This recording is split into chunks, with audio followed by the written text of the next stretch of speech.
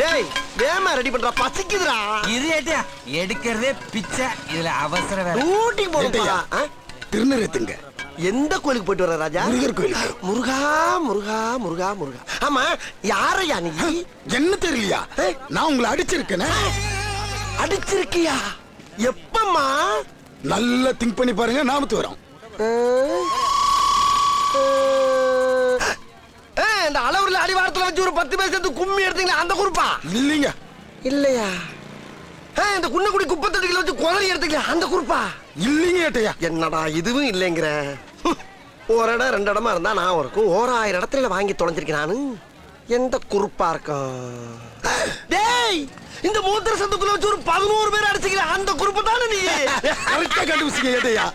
டேய் டேய் நீங்க அடிச்சதுக்கு அப்புறம் வேற எவன் அடிச்சாலும் அதை தாங்கக்கூடிய ஒரு சக்தி வந்துருச்சுடா அந்த உடம்புல. அப்படி ஒரு அடிடா அது. அது விடுங்க ஏட்டையா.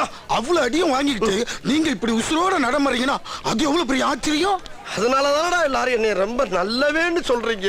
ஆமா நீ எப்படியா இருக்க? எங்க ஏட்டையா நான் அப்படியேதான் இருக்கேன். சரி. ஆனா என்னோட சேர்ந்து உங்களை அடிச்சானுங்களே அந்த கத்தி கந்தம் பான் ரவி பரு முருக அவங்க அத்தனை பேர் திடீர்னு பெரிய ரவுடி ஆயிட்டானுங்க. நான்சென்ஸ்.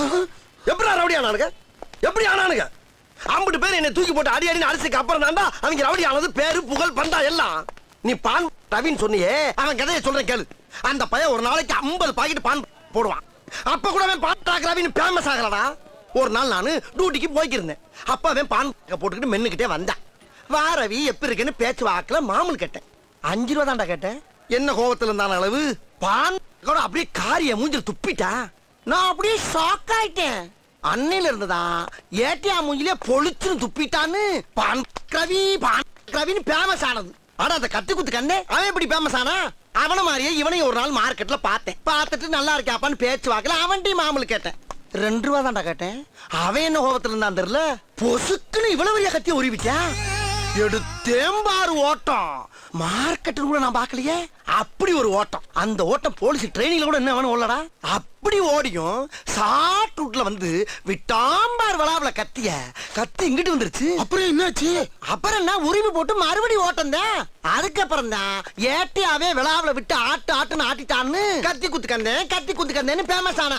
ஆனா 2 பேரும் விசுவாசிரா மரியாதை தெரிஞ்சவங்க. அந்த பான் ரவி இருக்கான் பாரு அவன் எங்க பார்த்தாலும் உன்னாலதான் ஃபேமஸ் ரவுடி ஆனு பொசுக்குன்னு கால வந்து ஒரு டீ வடையை வாங்கி கொடுத்தான். இந்த கத்தி குத்து கண்ணு அவனோட ஒருபடி மேல ஒத்திக்கு ஒரு வீடே வாங்கி கொடுத்துருக்கான்.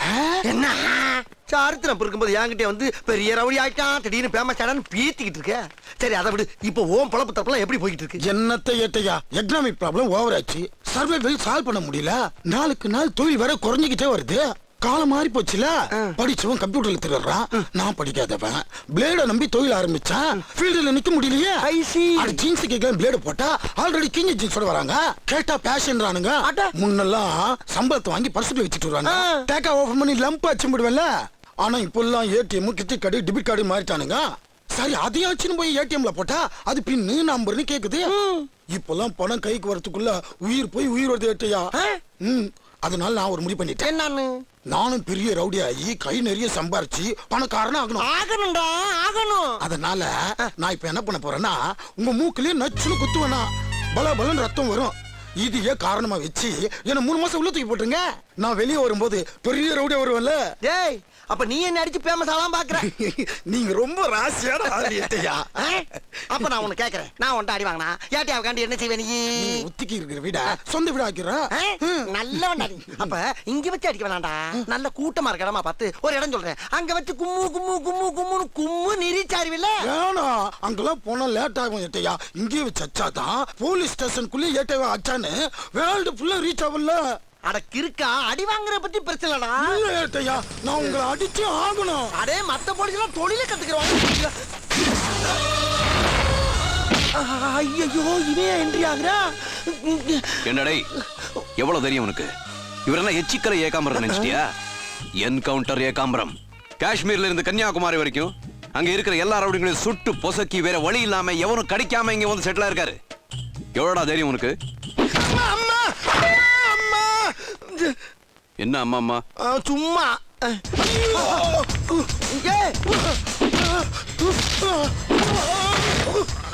சேர்த்தா என்ன யூட் எல்லாம் பண்றான். ஐயோ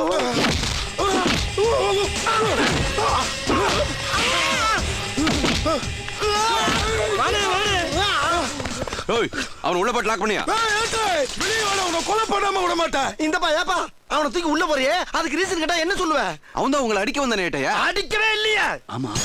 இதுக்கு தான் எதை யோசனை பண்ணி செய்யணும், அதிகாரிக பேச்ச கேட்கணும். புரியுதாப்ப?